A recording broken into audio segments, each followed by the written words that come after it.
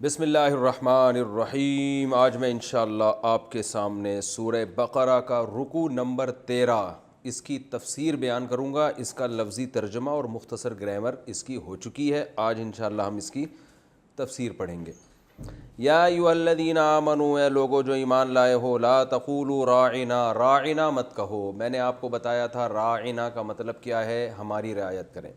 ہوتا یہ تھا کہ صحابہ کرام جب رسول اللہ صلی اللہ علیہ وسلم کے پاس آتے تو آپ کو متوجہ کرنے کے لیے فرماتے راعنا، یا رسول اللہ ہماری رعایت کریں۔ یہ عرب میں ایک محاورہ تھا، جیسے انگلش میں کہتے ہیں ایکسکیوز می، کہ کسی کو اپنی طرف متوجہ کرنے کے لیے۔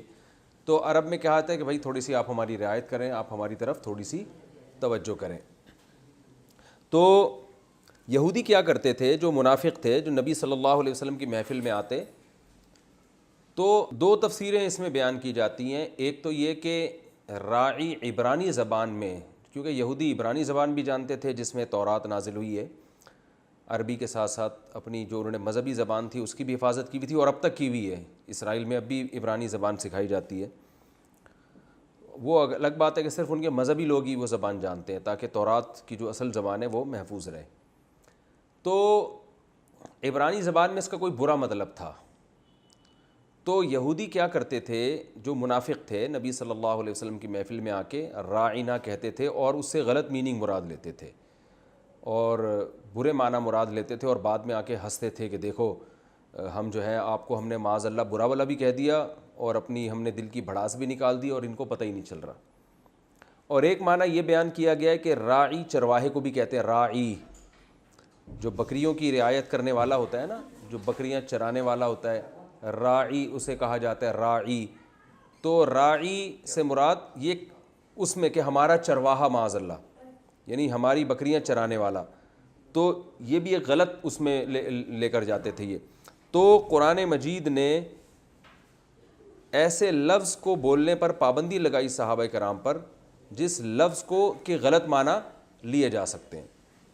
تو اس لیے اللہ تعالیٰ نے ارشاد فرمایا کہ اے ایمان والو، جب تم رسول اللہ صلی اللہ علیہ وسلم کی محفل میں آؤ تو آپ کو راعنا کے لفظ سے خطاب نہ کیا کرو، کیونکہ اس کے دو غلط معنی بھی لوگ لے سکتے ہیں، بلکہ آپ کو کیا کہا کرو، انظرنا، اے نبی آپ ہماری طرف دیکھیے، آپ ہماری طرف توجہ کیجیے۔ تو اللہ تعالیٰ نے پابندی لگا دی اور فرمایا انظرنا کہا کرو، واسمعوا، اور اللہ نے فرمایا اسمعوا ہماری بات کو سنو، یعنی اس کی رعایت کیا کرو، وللکافرین عذاب علیم، اور ایسے کافروں کے لیے دردناک عذاب ہے جو اس طرح نبی صلی اللہ علیہ وسلم کی محفل میں آتے ہیں اور ایسے گول مول الفاظ آپ کی توہین کی نیت سے کہتے ہیں۔ تو اس آیت سے ہمیں پتہ چلا کہ نبی صلی اللہ علیہ وسلم کی اللہ نے ایسی توہین بھی بیان نہیں کی ہے، ایسے الفاظ کا استعمال بھی ایسی توہین بھی برداشت نہیں کی ہے، اور ایسے الفاظ کا اللہ تعالیٰ نے استعمال بھی برداشت نہیں کیا جو ذو معنی ہو، جس کا دوسرا غلط مطلب بھی نکلتا ہو۔ تو اس سے آپ صلی اللہ علیہ وسلم کی عظمت ثابت ہوتی ہے۔ اب چونکہ اللہ تعالیٰ نے مسلمانوں کو پابندی لگا دی کہ راعنا مت کہو، بلکہ کیا کہنا ہے تم نے، انظرنا، تو اس سے یہود و نصارہ بڑے پریشان ہوئے کہ جو ہم توہین جس طرح سے کیا کرتے تھے وہ اس کا دروازہ بند ہو گیا۔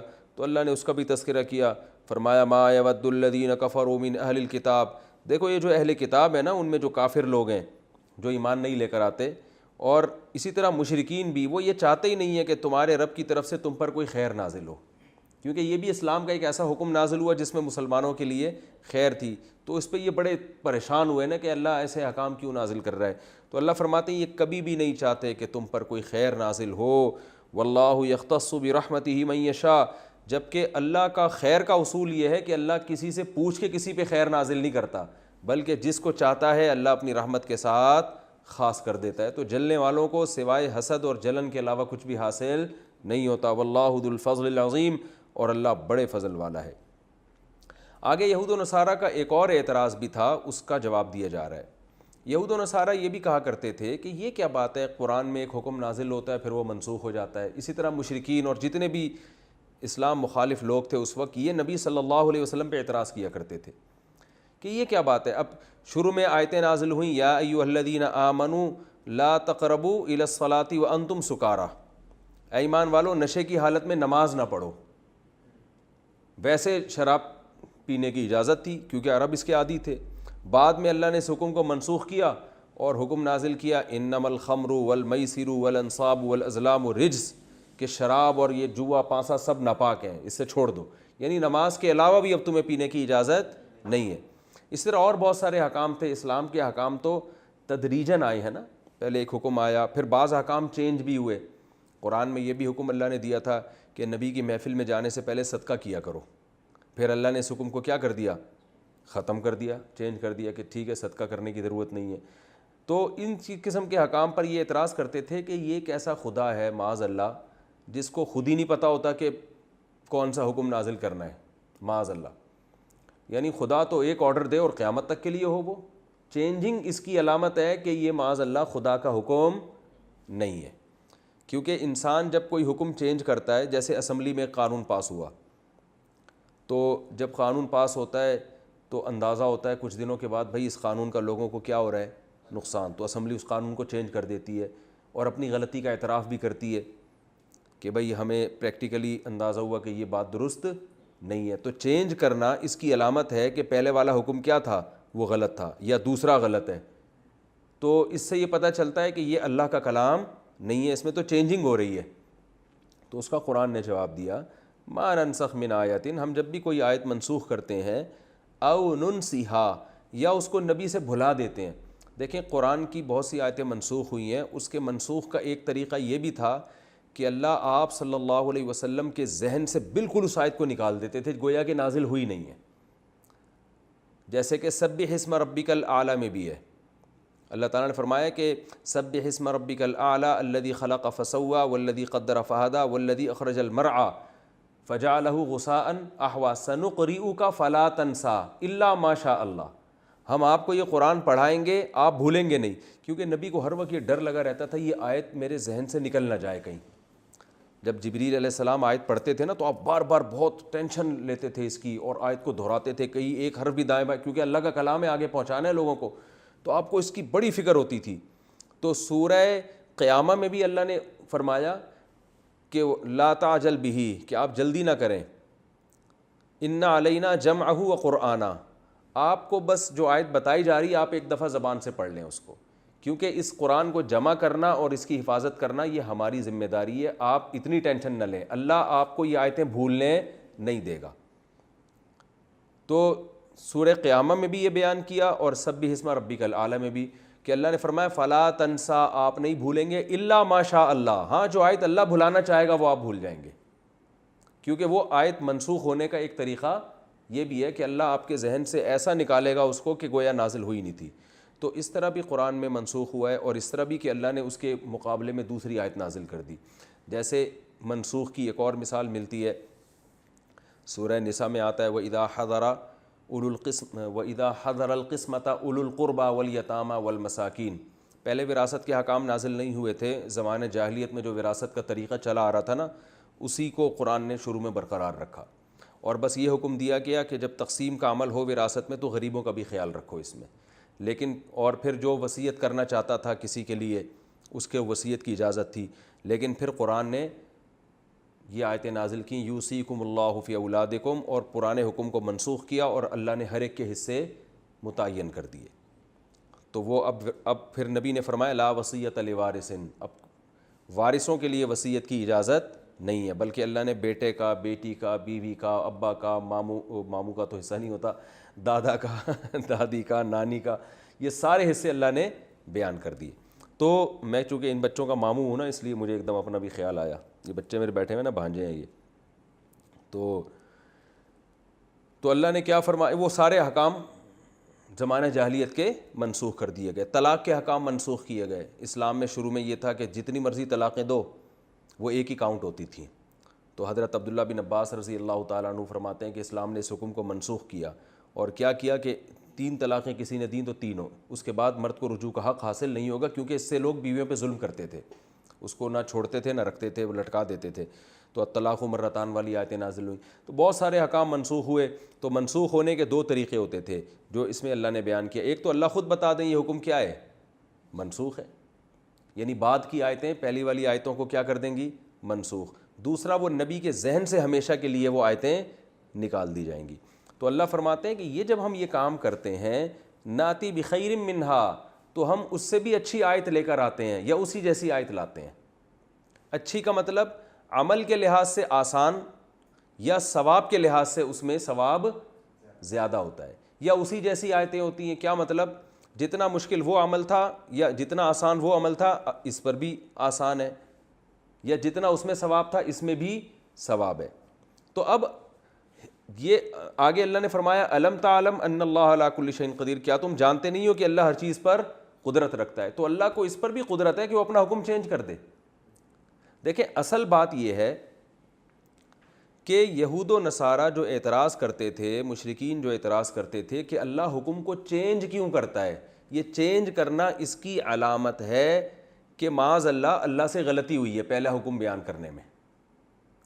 تو اصل اس کا جواب یہ ہے کہ چینجنگ ہمیشہ اس لیے نہیں ہوتی کہ غلطی ہوئی ہے، بلکہ بعض دفعہ حکم کو ماحول اور معاشرے کے حساب سے رعایت سے چینج کیا جاتا ہے.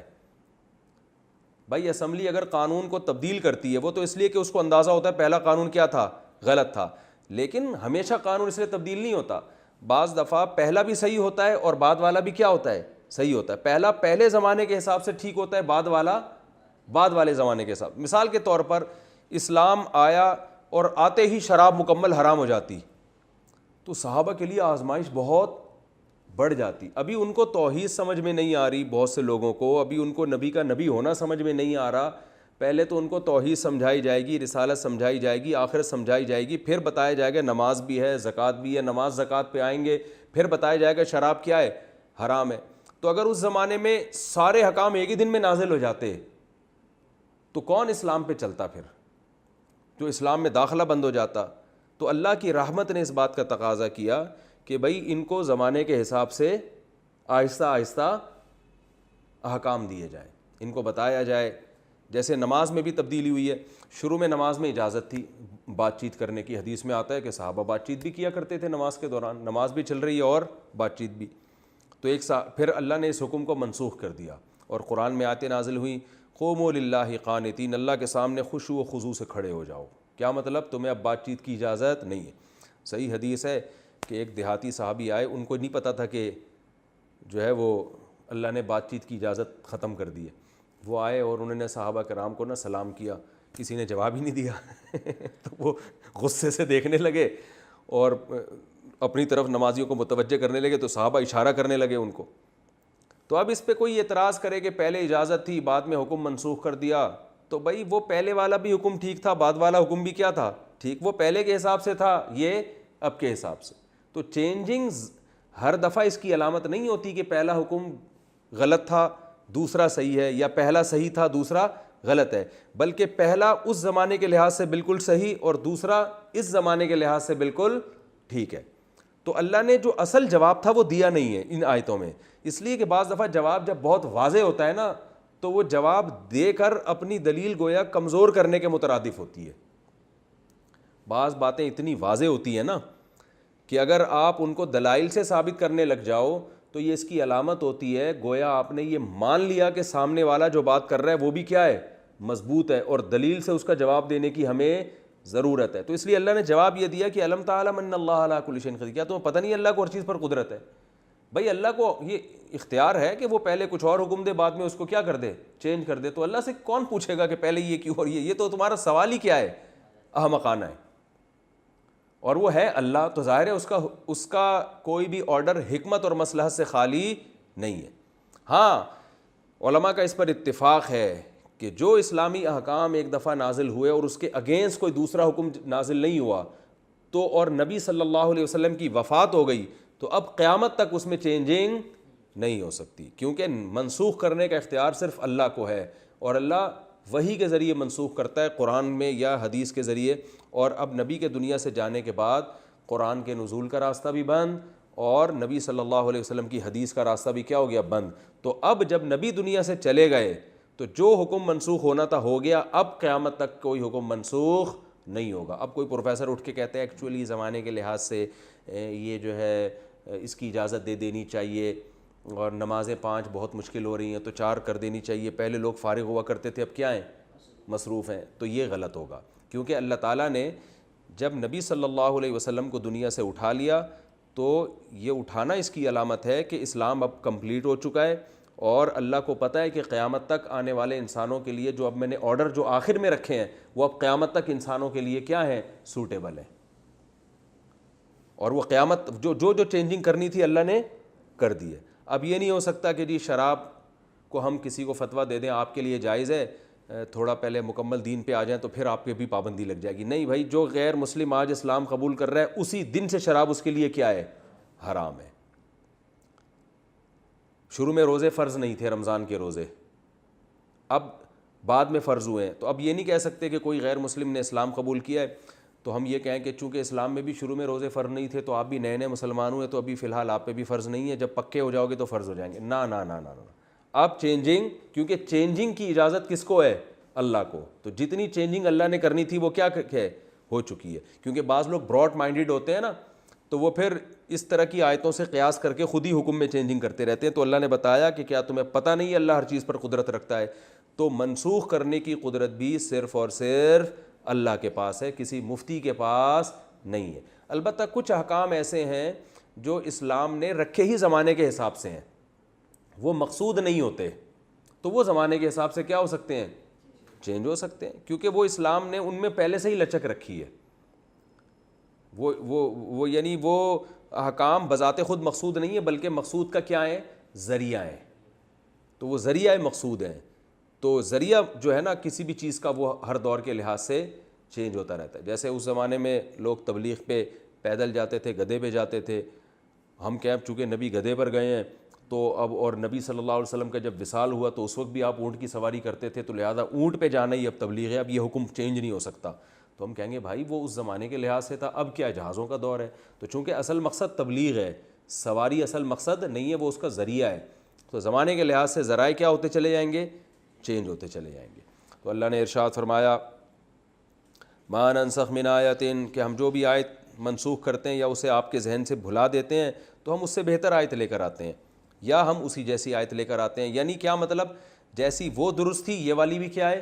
درست, بلکہ بعض دفعہ اس سے بھی اچھی لے آتے ہیں. اچھی کا مطلب ثواب کے لحاظ سے ایسا حکم دے دیتے ہیں جس میں ثواب اس سے زیادہ ہوتا ہے, یا اس لحاظ سے اچھی ہوتی ہے کہ پہلے حکم مشکل تھا اب کیا کر دیتے ہیں؟ آسان کر دیتے ہیں.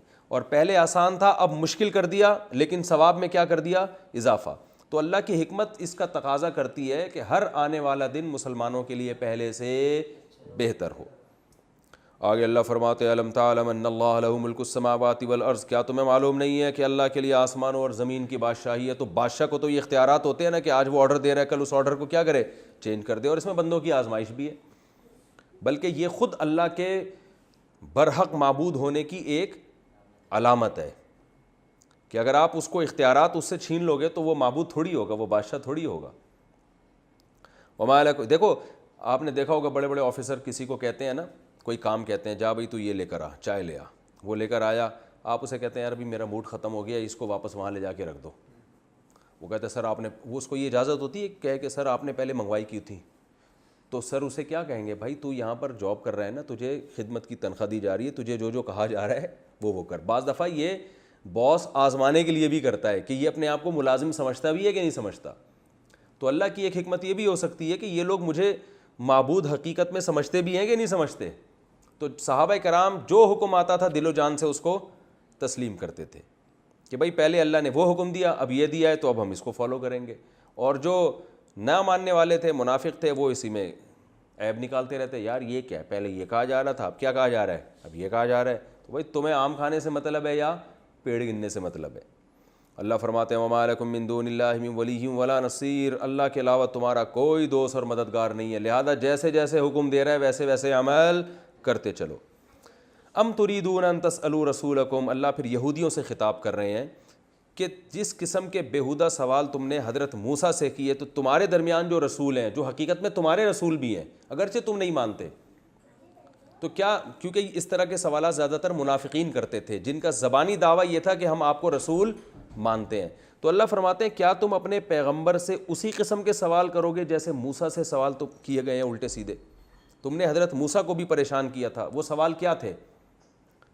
وہ سوال یہی تھے کہ ہم جب تک اللہ کو دیکھ نہیں لیں گے ایمان نہیں لے کر آئیں گے, اور اللہ ہم سے جب تک ہم کلام نہیں ہوگا ہم ایمان نہیں لے کر آئیں گے. تو تم بھی اس طرح کے, ان نبی سے بھی اس طرح کے بیہودہ سوال پوچھ رہے ہو کہ یہ والی آیت منسوخ کیوں ہو گئی, پہلے یہ والا حکم کیوں تھا, اب یہ والا حکم کیوں نہیں ہے. اسی طرح بعض یہودی یہ بھی کہتے تھے, قرآن میں دوسری جگہ پر آتا ہے کہ اے نبی, اے محمد صلی اللہ علیہ وسلم, ہم جب تک آپ پر ایمان نہیں لے کر آئیں گے جب تک ہم اللہ کو اپنی آنکھوں سے دیکھ نہیں لیں گے. تو وہ سارے جو الٹے سیدھے انہوں نے سوالات حضرت موسیٰ سے کیے تھے, وہی سوالات آپ صلی اللہ علیہ وسلم سے بھی کیا کرتے تھے. بعض یہود نے یہ بھی کہا کہ تورات جو آسمان سے نازل ہوئی ہے وہ تو ایک ہی دفعہ میں نازل ہوئی ہے, تو قرآن آہستہ آہستہ کیوں نازل ہو رہا ہے. تو وہ کہتے تھے یہ ایک ہی دفعہ میں نازل ہوگا تو ہم ایمان لائیں گے, ورنہ ایمان نہیں لے کر آئیں گے. تو اس کا جواب قرآن نے دوسرے مقام پر دیا کہ تمام پیغمبروں پر وہی ایسے ہی آئی ہے جیسے محمد صلی اللہ علیہ وسلم پر آ رہی ہے. وہ تو حضرت موسیٰ کی خصوصیت تھی کہ ایک یکمشت کتاب مل گئی, ورنہ تمام پیغمبروں پر ایسے ہی آہستہ آہستہ ہی وہی آیا کرتی تھی. تو اللہ نے یہود کو کہا کہ تم ان رسول سے ایسے ہی سوال پوچھتے ہو جیسے موسیٰ علیہ السلام سے پوچھا گیا. وَمَن يَتَبَدَّلِ الْكُفْرَ بِالْإِيمَانِ, تو یاد رکھو جو بھی ایمان کے بدلے میں کفر کو اختیار کرے گا, کیونکہ یہ بیہودہ سوالات اس کی علامت ہے کہ تم ایمان چاہتے نہیں ہو, تو یاد رکھو فقط ضل سواء السبیل, وہ سیدھے راستے سے دور ہو جائے گا, یعنی تم اس میں اپنا ہی نقصان کر رہے ہو. آگے اللہ اہل اسلام کو بھی تسلی دیتے ہیں, کیونکہ اہل یہود کے اس قسم کے بیہودہ اعتراضات کی وجہ سے مسلمان بھی کنفیوز ہو جاتے تھے. جو کمزور ایمان والے نئے نئے مسلمان تھے وہ متاثر بھی ہوتے تھے, اور جو پکے ایمان والے وہ غمزدہ ہوتے تھے کہ یہ کس, یعنی ظاہر ہے انسان کی فطرت ہے. تو اللہ نے ارشاد فرمایا کہ دیکھو یہ جو اہل کتاب جو کچھ تمہارے خلاف کر رہے ہیں نا, اس کے پیچھے مضبوط دلیل نہیں ہے بلکہ جیلیسی اور حسد ہے, کیونکہ تمہارا مذہب اتنا پیارا, اتنا خالص اور اوریجنل مذہب ہے, ان کے مذہب میں تحریف ہو چکی ہے. تو اب ان کو تمہارے اس خوبصورت مذہب اور خوبصورت تعلیمات سے کیا ہو رہا ہے, حسد. حقیقت بات ہے کہ جو اسلام اگر کسی کی حقیقی زندگی میں نظر آئے نا تو وہ اتنا پیارا ہے کہ اس سے غیر مسلم یا تو متاثر ہوگا یا اس حسد کا شکار ہو جائے گا, دونوں میں سے ایک کام ہوگا. تو اللہ فرماتے ہیں وَدَّ کثیر من اہل الکتاب, یہ جو اہل کتاب اس قسم کے بیہودہ اعتراضات کرتے ہیں نا, آیتیں منسوخ کیوں ہو رہی ہیں, اللہ نظر کیوں نہیں آ رہا, تورات تو ایک دفعہ نازل ہو گئی تھی, قرآن آہستہ آہستہ نازل کیوں ہو رہا ہے. تو اللہ فرماتے ہیں اس کا اصل مقصد یہ ہے کہ اہل کتاب میں بہت سے یہ چاہتے ہیں لَوْ يَرُدُّونَكُم مِّن بَعْدِ ایمانکم کفارا, تم ایمان لانے کے بعد دوبارہ کیا بن جاؤ, کافر بن جاؤ. اور یہ سب کچھ اس لیے کر رہے ہیں حسدا من عند انفسہم, ان کے دل میں کیا ہے, حسد, کہ یار اتنا پیارا مذہب یہ فالو کر رہے ہیں, ہمارے مذہب کی تو پول پٹیاں کھل گئی ہیں. اور فرمایا من بعد ما تبین لہم الحق, حالانکہ ان کو پتہ ہے کہ حق کیا ہے, حق واضح ہو چکا ہے. اب اللہ نے فرمایا تم نے ان سے لڑنا نہیں ہے. ایسا نہ ہو کہ کوئی یہودی آ کے اعتراض کر رہا ہو, تم نے گریبان پکڑا, 2-3 مکے لگا دیے, ٹھیک ہے نا, یا برا بھلا کہنا شروع کر دیا, اس کا نتیجہ کیا نکلے گا, ایک طویل جنگ چھڑ جائے گی. جو تمہارا مشن ہے اس میں تم پیچھے ہو جاؤ گے. تو تم نے چشم پوشی سے کام لینا ہے, درگزر کرنا ہے. حتی یاتی اللہ بامری, یہاں تک کہ اللہ حکم دے دے. وہ اللہ کا حکم کیا ہے کہ اللہ نے پھر ایک خاص وقت کے بعد صحابہ کو خود لڑنے کی اجازت دی. بنو قریظہ اور بنو نذیر جو یہودیوں کے مشہور قبیلے تھے, ان کے خلاف جنگ ہوئی ہے. تو اللہ فرماتے ہیں جب تک اللہ کی طرف سے کوئی آرڈر نہیں آتا تم نے درگزر کرنا ہے اور لڑنا بھڑنا نہیں ہے. تو ایک ٹائم ہے, اس ٹائم کا انتظار کرو, اللہ خود تمہیں پھر لڑائی کا حکم دے گا. ان اللہ علی کل شیء قدیر, اللہ ہر چیز پر قدرت رکھتا ہے. تو اے اللہ, اب جب اللہ نے حکم دیا ابھی تم نے کچھ نہیں کرنا, تو اے اللہ پھر ہم کیا کریں. اللہ فرماتے ہیں اقیموا الصلاۃ وآتوا الزکوٰۃ, بھائی نماز قائم کرو اور زکوٰۃ دو, عبادت میں اپنے آپ کو مصروف رکھو. وما تقدموا لانفسکم, اور یہ ٹائم تمہارا ضائع نہیں ہو رہا کہ تم کہو گے یہ تو اسلام کے خلاف اتنی سازشیں کر رہے ہیں, ہم تو کچھ بھی نہیں کر رہے ان کے خلاف. تو اللہ فرماتے ہیں نا نا نا نا, وما تقدموا لانفسکم من خیر, جو بھی تم نیک کام کرو گے آخرت کے لیے, آخرت میں اس کو اپنے اللہ کے پاس پاؤ گے. تو تمہارے پاس آخرت کمانے کے بہت سارے اور بھی کام ہیں, صدقہ ہے, خیرات ہے, تبلیغ ہے اسلام کی, جو بھی خیر کا کام, من خیرین کا معنی کوئی بھی اچھا کام کرو گے آخرت میں اجر ملے گا. تو اپنی ایکٹیویٹیز کو محدود کرو ان اچھے کاموں کی طرف. یہود و نصارہ سے الجھنے کی تمہیں ضرورت نہیں ہے. ان اللہ بما تعملون بصیر, اللہ تمہارے عمل کو دیکھ رہا ہے, تو تم اچھے کاموں میں لگے رہو. آگے اللہ نے فرمایا وقالوا لن يدخل الجنة الا من كان هودا او نصارى, اور اللہ تو ظاہر ہے بتاتا رہے گا نا.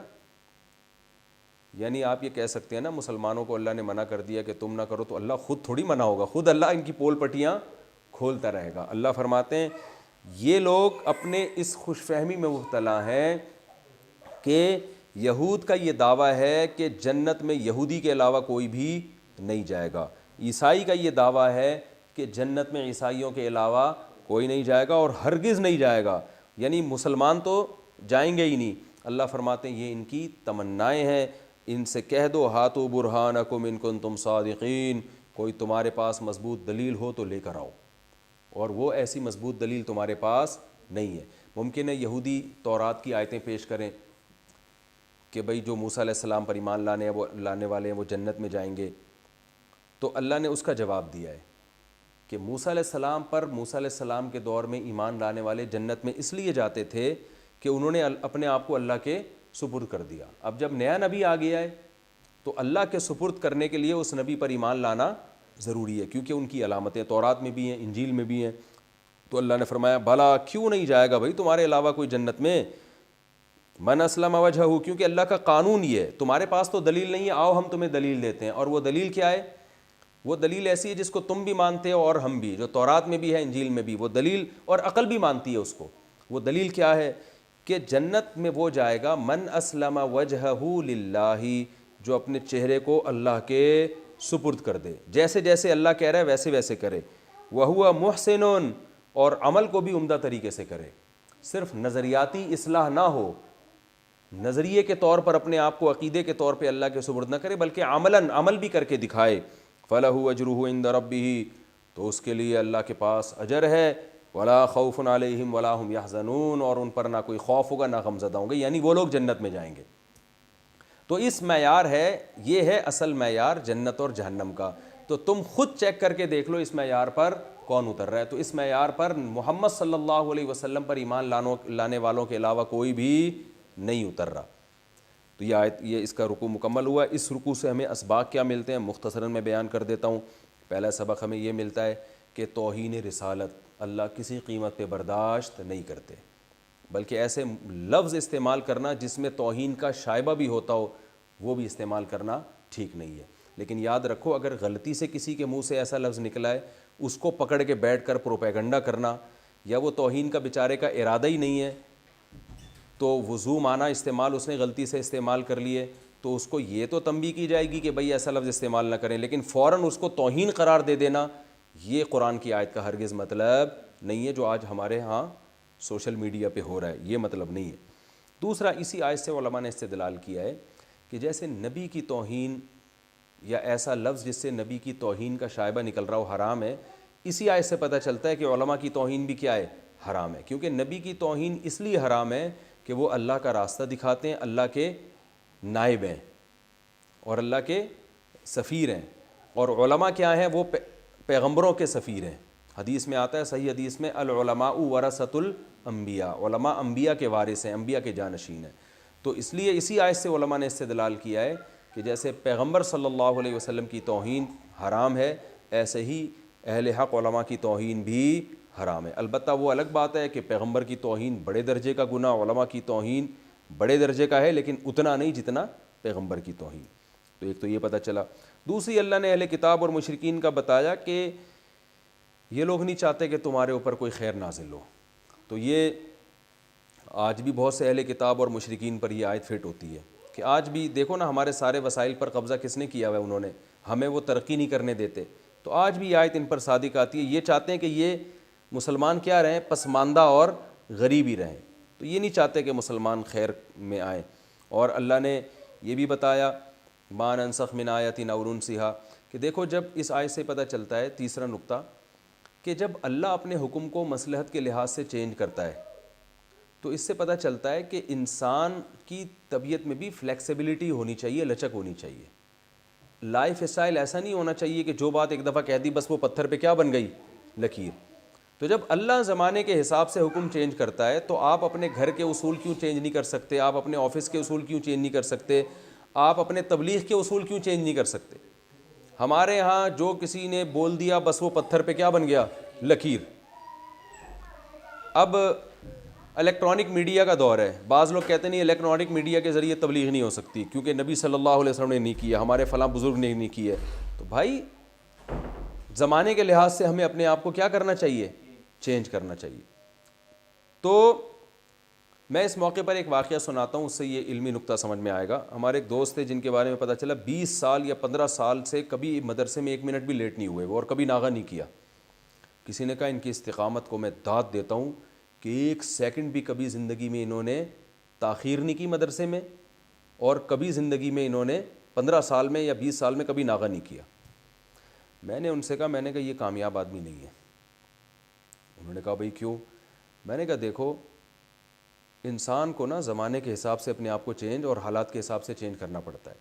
یہ میرڈ آدمی ہیں، ان کے بچے بھی ہیں، بیوی بھی ہے، کیا 15 سال میں کبھی کوئی ایمرجنسی نہیں ہوئی ہوگی؟ اللہ نہ کرے کوئی بچہ چھت سے گر گیا تو بیوی نے کہا ہوگا بھائی اب آپ اس کو ہاسپٹل لے کے جائیں، فوراً مدرسے کی چھٹی کریں۔ چھت سے نہیں گرا، کوئی اور مسئلہ ہو گیا، کوئی گھر والوں کی طبیعت خراب ہے، یا کوئی والدہ کی میت ہو گئی اللہ نہ کرے، یا کوئی ابا کا یہ مسئلہ ہو گیا، 10 چیزیں ہوتی ہیں۔ تو عقل مند آدمی کیا کرتا ہے؟ بولتا ہے بھائی 2 اہم کاموں میں سے جو زیادہ اہم ہے اس کو کیا کرتا ہے ایسے موقع پہ؟ ترجیح کہتے ہیں کہ کوئی بات نہیں یار، ریکارڈ تھوڑی قائم کرنا ہے ہم نے کہ ہم کبھی چھٹی نہیں کرتے، آج چھٹی کر لیتے ہیں، آج یہ کام اس سے زیادہ اہم ہے۔ یا تو ہو رہا ہے کہ محاذ پہ کوئی جنگ ہو رہی ہے، کسی فوجی کو چھٹی کرنے کی اجازت نہیں، اس لیے کہ ایمرجنسی لگی ہوئی ہے، انڈیا حملہ نہ کر دے یا کوئی دوسرا ملک حملہ نہ کر دے۔ وہاں تو یہ بات سمجھ میں آتی ہے کہ بھائی وہاں تو چلو امی کا اللہ نہ کرے کوئی انتقال بھی ہو جائے، آدمی کہتا ہے بھائی وہ ملک کے دفاع کرنا وہ فی الحال زیادہ اہم ہے، ٹھیک ہے نا، کیونکہ اگر میں نے بارڈر پہ نہیں گیا تو بہت سی امیوں کا انتقال ہو جائے گا پھر، ٹھیک ہے نا، تو جنازے میں شرکت نہ کرے، تو وہ تو ٹھیک ہے۔ لیکن ایسی کوئی ایمرجنسی نہیں ہے تو پھر تو انسان کو جو طبیعت میں اگر لچک نہیں ہوگی تو وہ انسان کامیاب نہیں ہوگا۔ وہ ریکارڈ تو قائم کر لے گا، گینز بک آف ورلڈ میں اپنے نام تو لکھوا لے گا، لیکن وہ ایک فیلڈ میں کامیاب ہوگا، گھریلو لائف میں کیا ہو جائے گا؟ وہ ناکام، یا اور کسی دوسری جگہ وہ گڑبڑ کر رہا ہوگا۔ تو اس آیت سے ہمیں یہ بھی پتہ چلتا ہے کہ بھئی جب اللہ زمانے کے لحاظ سے حکم کو چینج کر دیتا ہے تو انسان میں تو اس سے زیادہ لچک ہونی چاہیے۔ یہ جو تکبر ہے نا کہ بس جو میں نے کہہ دیا آرڈر از آرڈر اور وہ چینج نہیں ہو سکتا، یہ غلط ہے۔ یہ بھی ہمیں پتہ چلتا ہے کہ بیہودہ سوالات پوچھنا یہ بھی اللہ کو پسند نہیں ہے۔ جیسے یہودیوں نے الٹا سوال کیا، اللہ آیتیں منسوخ کیوں کر دیتا ہے، یا ہمیں اللہ نظر کیوں نہیں آ رہا، تو آج لوگ علماء سے بھی الٹے سوالات پوچھتے ہیں۔ تو علماء سے بھی وہ سوالات پوچھنے چاہیے جن کا آپ کا پریکٹیکل لائف سے، عملی زندگی سے تعلق ہو۔ تو علماء انبیاء کے وارث ہیں، ان سے بھی الٹے سوالات پوچھنے کی اجازت نہیں ہے۔ لوگ پوچھ رہے ہوتے ہیں بیکار قسم کے اعتراضات، بیکار قسم کے کر رہے ہوتے ہیں، بلکہ علماء تو کیا، آپ کسی بھی شعبے میں کسی کو فالو کر رہے ہیں تو سوال پوچھنے سے پہلے آپ کو سوچنا چاہیے۔ ڈاکٹر سے بھی اگر آپ علاج کر رہے ہیں نا تو اس سے بھی کوئی بات پوچھتے ہیں تو پہلے سوچیں کہ یہ پوچھنے کی ہے یا نہیں ہے۔ لوگ کسی ڈاکٹر کے پاس جا کے بیٹھتے ہیں نا، وہ نسخہ لکھ رہا ہوتا ہے تو وہ الٹی چیزیں پوچھنا شروع کر دیتے ہیں، ڈاکٹر کو غصہ آ جاتا ہے کہ بھائی تو کیا پوچھ رہا ہے۔ اب مثال کے طور پر آپ کا گلا خراب ہے، آپ ڈاکٹر سے پوچھ رہے ہیں ڈاکٹر صاحب میں املی کھا سکتا ہوں؟ تو ڈاکٹر کیا بولے گا؟ بھائی تو ساری دنیا کو پتہ ہے گلا جب خراب ہو تو املی نہیں کھا سکتے، اور آپ کو بھی پتہ ہے، تو یہ کوئی پوچھنے کی بات تھوڑی ہے۔ تو یہ کچھ مخصوص قسم کے لوگ ہوتے ہیں جن کا کام ہوتا ہے اپنا بھی ٹائم ویسٹ کرنا اور دوسرے کا بھی۔ تو یہ صرف علماء سے نہیں ان کا تعلق ہوتا ہے، ہر شعبے میں ہوتے ہیں۔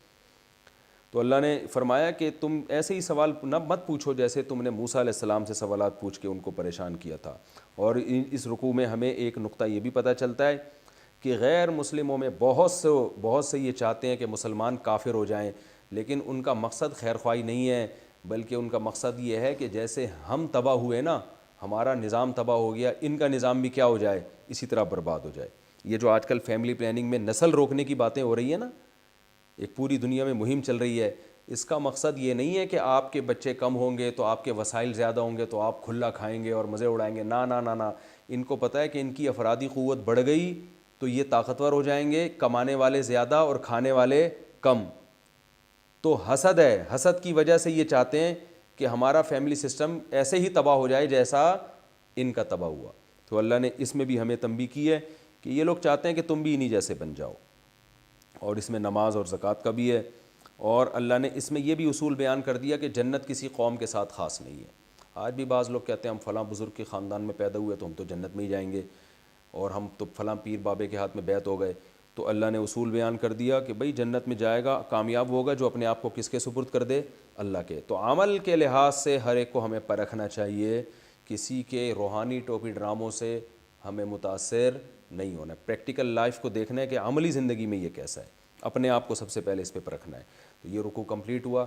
اللہ تعالیٰ سے دعا ہے کہ اللہ تعالیٰ سمجھنے کی، عمل کرنے کی توفیق عطا فرمائے.